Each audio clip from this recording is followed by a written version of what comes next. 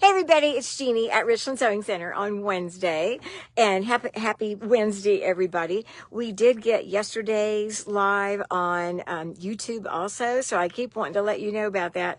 Just so if you want to look up a particular technique, I'm trying to label them with what I was talking about for that day. And of course, some days when I'm not really talking about anything, which is often, I won't put one on there, but we did do that yesterday. So today, I'm going to talk to you about one quilting technique on a particular set of machines, and then the samples of a class that we have going that a lot of people are very excited about. So I'm working with one hand, so I can't do a great job of what I'm going to show you, but I think for those of you who have Design Center, that's what this is about, and it might give you ideas for those that don't have Design Center. You could do it another way.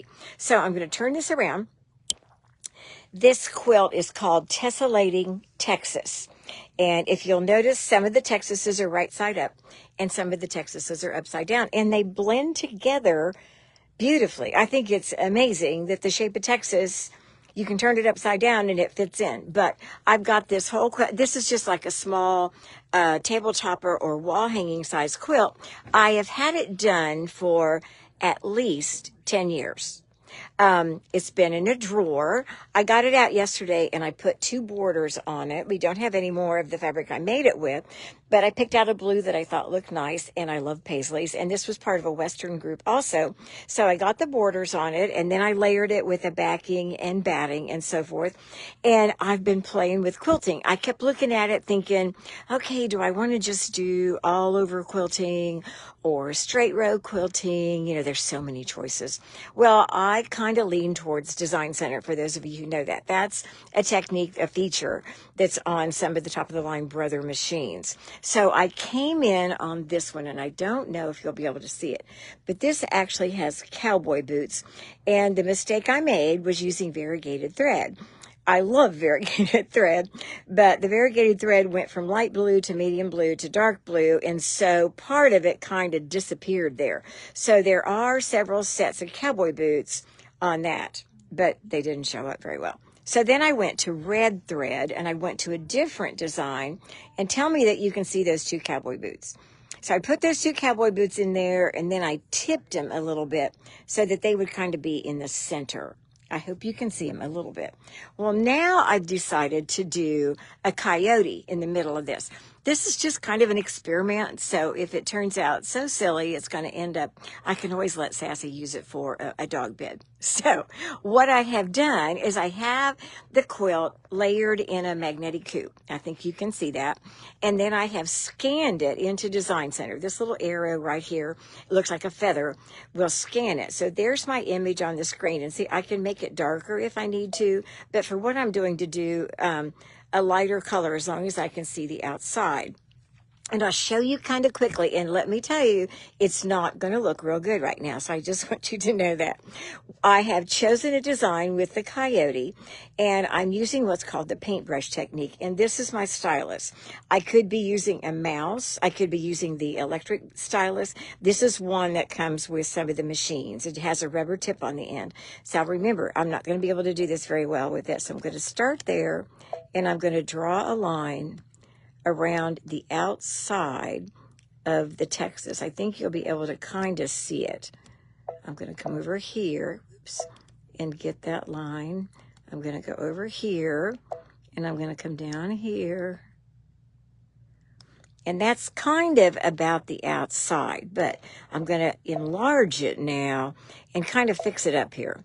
And notice the line that it's making has little stars and things like that in it, because it's actually using the design that I'm going to use. And what I just did right there was I moved it sideways. I'm going to come over here, down here. I'm going to move it again. I hope you can see it. I'm trying to look at my phone as well as the screen here. I'm going to turn that off. I'm going to fill that in a little bit. Actually, I didn't do too bad considering that I'm trying to look through my phone to do this. Actually, the bottom looks pretty good. So now I'm going to bring it back to 100%, and I'm going to put the bucket and fill it. Now, I think you can see there's a coyote in the middle of that design. but you can only kind of see part of the coyote in other places. So I'm going to come to the another part of Design Center, and this is where I can change the sizes and the angles. So the first thing I'm going to do is move that coyote over to the right a little bit. I think in a minute you'll be able to see him move. And he didn't go quite far enough, so let me move him over a little bit more, and I'm going to move him up a little bit too. I'm trying to get that that coyote that's in the middle kind of a little bit more centered. He's not quite where I need him yet. I'm going to move this over a little bit. And this is kind of a guessing game. You just kind of have to play with it and keep going. That looks better. Now I'm going to make him a little bit bigger, because really what I want to concentrate on is that coyote. I think I need to move him up a little bit because he's kind of getting off the edge at the bottom. And this is, like I said, this is kind of a game that you kind of have to play to see, because you really don't know how far it's going to go anytime. So I'm playing with this. So now he needs to go up just a little bit, doesn't he? I know for some of you this is probably not exciting at all, but I just love doing this.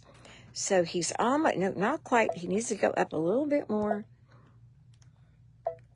I'm trying to get him centered in there. So now you can see the whole coyote. I think that looks pretty good. What do you think? Should I make him a little bit bigger? But I like those stars that are around the outside. I may want to erase some of the feet that are around, because you can see he's got a nose and feet, but really I don't think that'll bother anything. And I'm going to come in here and change this to a single stitch. That's another feature in the machine. So now I've got that coyote. He's pretty well in the middle, I think. Somebody say something. Nobody's saying a thing. Okay, well, I'm going to go ahead and set him. So, and I need to put him in memory. I'm going to put him in memory on my machine. And then I'm going to touch embroidery. So now it's ready to stitch. I'm going to change my tension a little bit, because when you quilt on the machine, sometimes it's better to increase the tension. So now I'm in the stitch out mode. So on this particular machine, as well as on a lot of the machines, I have a camera, I have a projector, I have several things to make sure I'm getting it in the right place. Almost everybody has something called corner check, and I'm just going to poke that. That's this.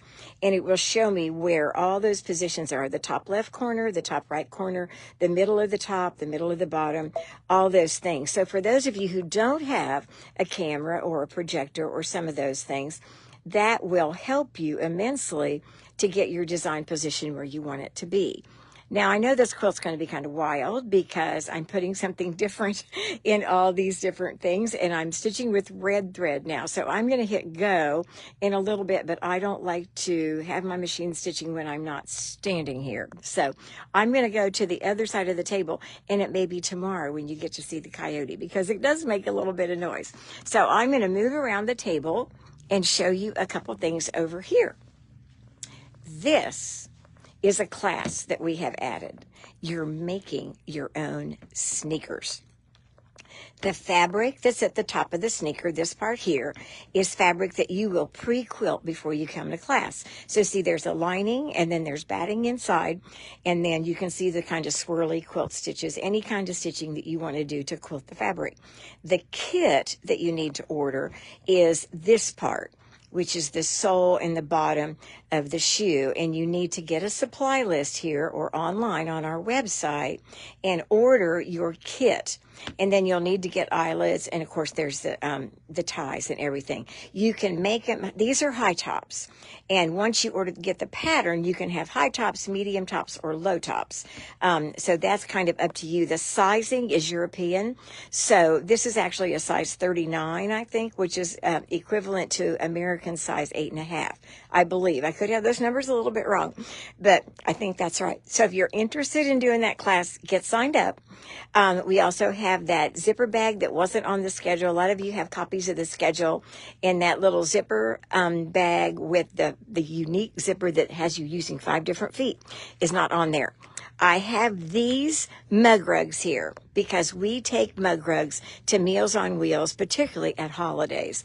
And if you made some and dropped them off, because I've had a lot of them dropped off, please don't feel bad if these aren't yours. I grabbed 3 off the top of the piles, but look at this. This has an Easter fabric with it. This one is embroidered. Happy Easter. And believe it, there's 3 little bunnies on this one. So if you are able to bring mug rugs for Easter, and they could be just little pretty flower fabrics. They don't have to be anything fancy. I'm going to take them to Meals on Wheels probably Friday before noon. And we have taken bags. Sometimes we take 200 down there at a time because they serve thousands of people. And we want something that kind of brightens up their lunchbox. So I should say lunch tray. I think they put them in styrofoam. Meal containers, but something to kind of brighten up their day. So if you think you have something that you can contribute, if you'll make sure you get it here, and if you don't get it here right now, I do collect them all year. The next holiday that we'll probably do something with, it will be the 4th of July, and then we'll do something fallish, and of course the big one is Christmas. But we take them all the time. So anytime you want to bring mug rugs in, and like I said, they do not have to be fancy. They don't have to be fancy quilting. They don't have to be fancy embroidery. Just something that looks kind of bright and happy, if that makes any sense. And I hope it does. So I'm going to turn this back around. Maybe. My phone's not agreeing with me here. Okay, come on. Oh, this is silly. Well, maybe I won't turn around and say hi back. This is silly. I'm poking the button to turn this around and it's not doing anything. But so anyway, I think I'll just tell you bye. Anyway, I did ride my horse last night. I can't imagine why this isn't doing this. I have more trouble with this, but I can't hold my iPad, which is why I'm using my phone for this. But for those who were asking about the horses, I did go down last night, and even though my Ranger horse, which is my paint horse, has a huge scrape on the inside of his back leg, which he does not want me to touch, I did ride him last night, and he was real happy to be out, so that worked out just fine. So thank you all for watching. I apologize that I can't get to do what I'm supposed to get it to do, but I will see you tomorrow at 2 o'clock. Bye. Bye-bye.